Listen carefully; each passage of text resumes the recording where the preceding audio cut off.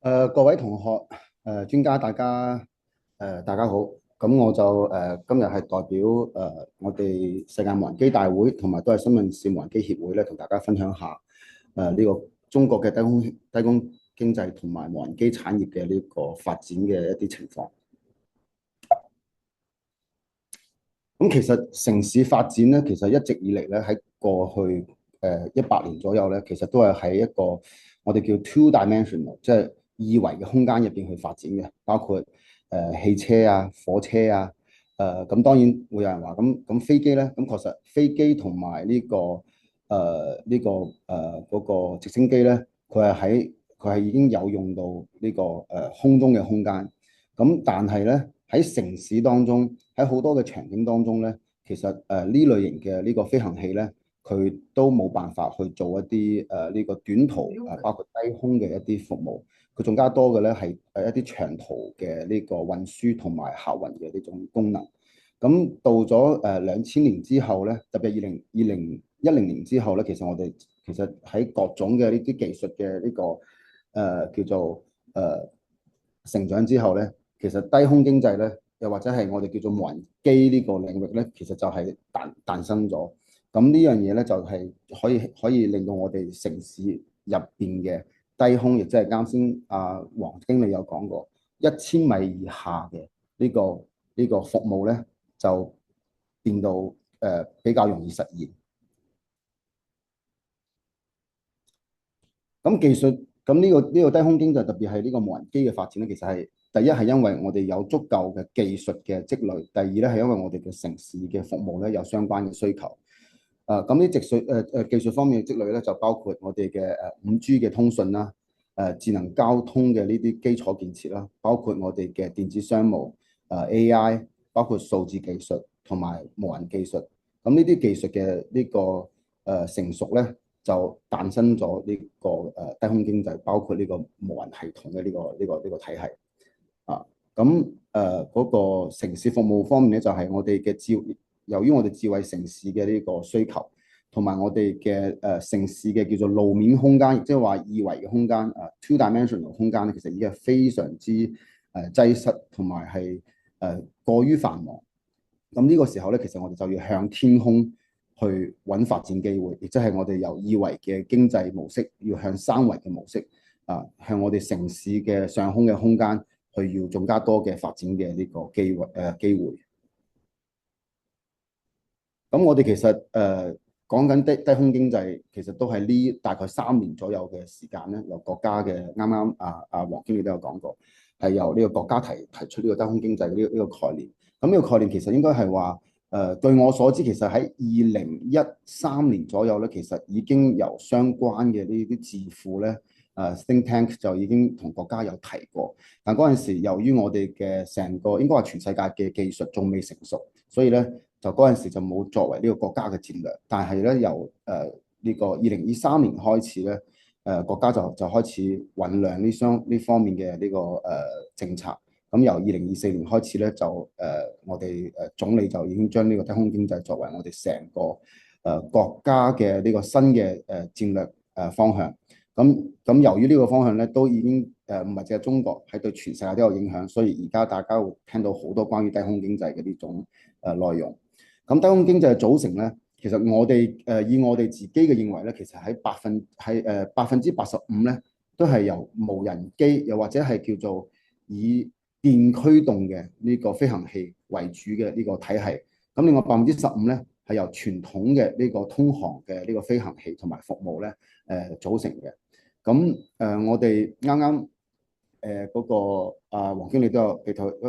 一幅圖。咁咩叫低空咧？其實係喺1000米以內嘅呢個空域，我哋係叫增高嘅空域就係叫做低空。咁喺特殊嘅情況下咧，都可以延伸到去3000米嘅呢個範圍啊。所以咧，我哋會相信咧，係會俾城市嘅呢個空間咧，會注入更多嘅呢個活力同埋創造力。咁呢度咧，我會展示咗一啲呢個相關嘅一啲應用嘅一啲場景啦。即係譬如話，我哋嘅第一個咧，第一個左上角呢個咧，係就 eVTOL 啦，就啱啱呢個高域都有提到嘅呢個 eVTOL 嗰啲應用啊，就其實係呢種應用咧，會為我哋未來嘅客運咧，會提供一個非常之好嘅一啲叫做短途嘅運輸嘅便利性。咁好多譬如話由一座山跨過另外一座山嘅呢啲情況咧，我哋可能就要譬如話平時搭車可能要十幾20分鐘嘅。咁呢個咧可能就幾分鐘就得啦，或者係要跨嗰條山要跨嗰條河，可能要成個鐘。咁呢個可能就會非常之快嘅，咁樣可以避開好多障礙物，所以佢效率係非常之高嘅。咁第二種咧就喺我中間嗰啲程度咧，大家可以見到呢個係我哋深圳間公司嘅做 UFO 嘅啊，個樣真係成個 UFO 咁嘅。咁佢呢一個系統咧，其實係嗰個作為觀光為主嘅，咁就會喺一啲景區度咧，佢就會作為一個觀光收費嘅項目，可以俾到大家有一種新嘅叫做角度去觀賞成個城市或者一個景區嘅呢種服務啊。呢都係同呢個叫做文娛相關嘅一啲應用。咁包括大家最熟悉嘅我哋而家播緊嘅節目就係同呢個無人機嘅呢啲表演啊。我相信好多同學應該都有關注到，應該上年嗰個哆啦 A 夢嘅表演喺維港。咁呢種表演咧，而家其實係佢嘅需要技術其實係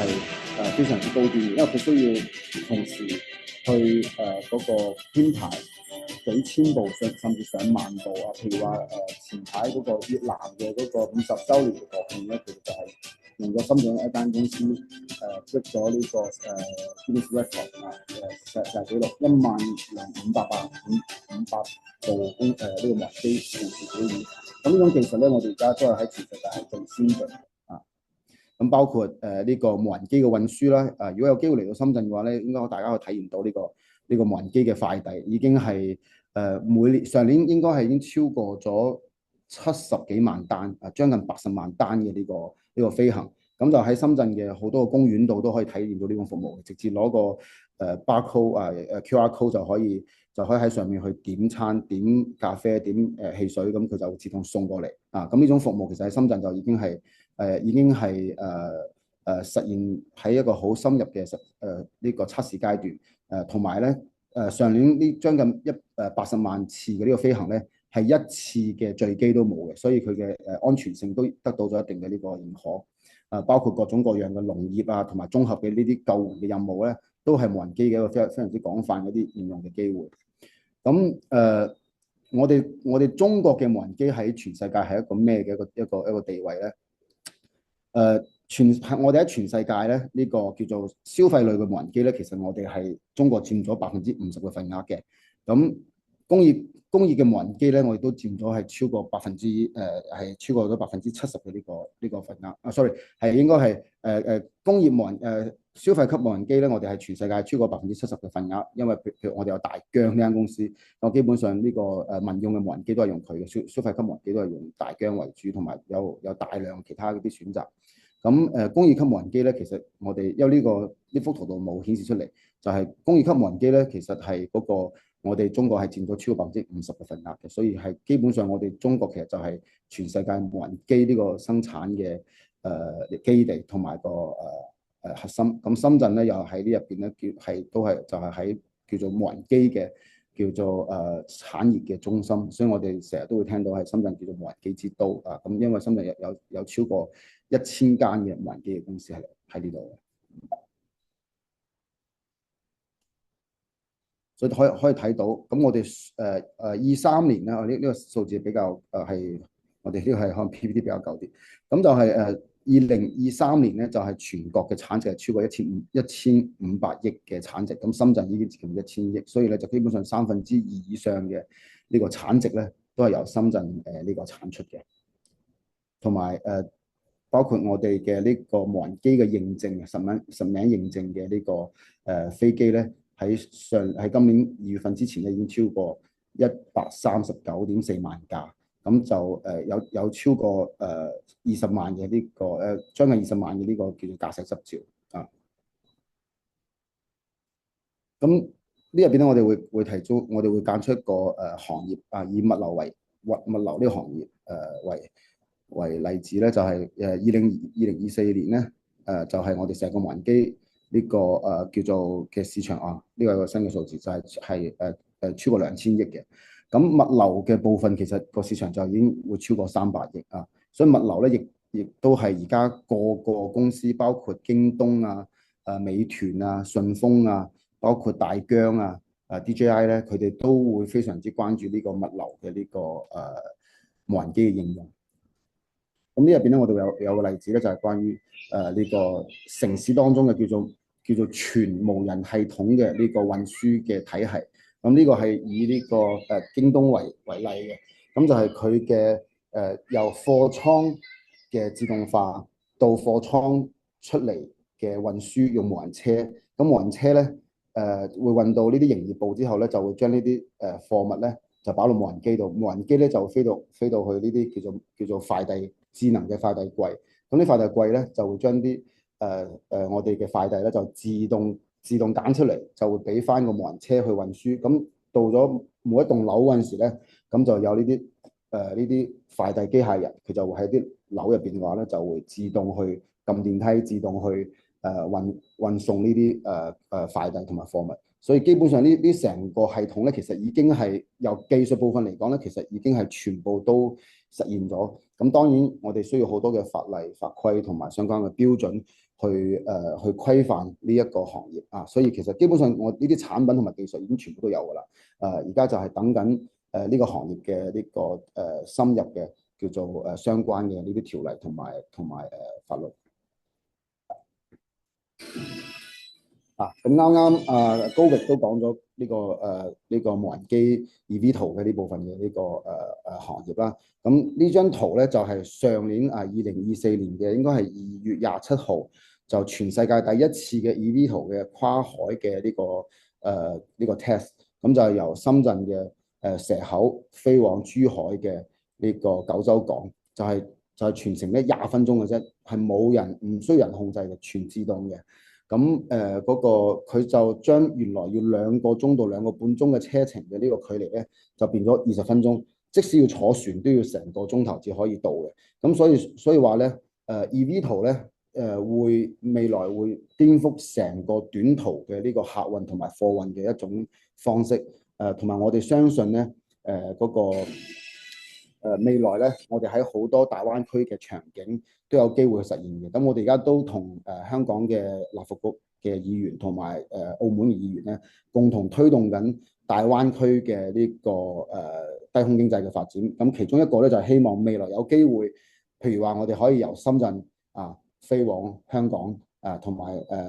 到澳門嘅呢啲相關嘅航線，可以令平時可能1-2個鐘頭車程嘅呢啲距離咧變到10幾20分鐘。咁我哋都期待未來有一日咧可以坐 eVTOL 可以去香港。咁香港嘅市民咧都有機會可以由香港咧坐 eVTOL 到深圳。咁當然有人會話，咁一個咁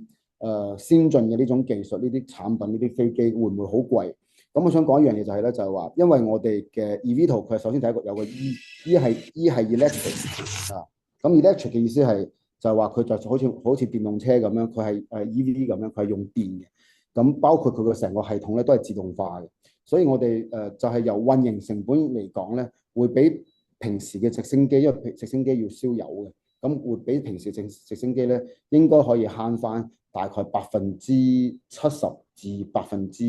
90%嘅運營嘅呢個成本啊。所以會令到我哋出行，可能我哋講緊我哋測算過，大概由深圳如果飛珠海嘅話咧，其實大概300蚊左右嘅呢個人民幣就已經可以飛到啦。咁呢個成本係非常之低，因為正常如果直升機嘅話，可能要大概1000到2000不等啊。如果由香港飛加埋嗰個飛行員嘅話咧，可能價錢要到幾千蚊啊。譬如話香港到呢個澳門啊，所以未來我哋會好期待啊，同埋我哋預計咧喺呢個大概2027年咧就會有一啲商業嘅示範飛行㗎啦，會有見到相關嘅呢個案例。咁最後咧，我哋會簡單介紹下，就係我哋喺下個禮拜咧，就係我哋嘅第9屆嘅世界無人機大會。咁而家呢個視頻咧就係我哋上年嘅第8屆世界無人機大會嘅一啲簡單嘅視頻啊，我快速播一下。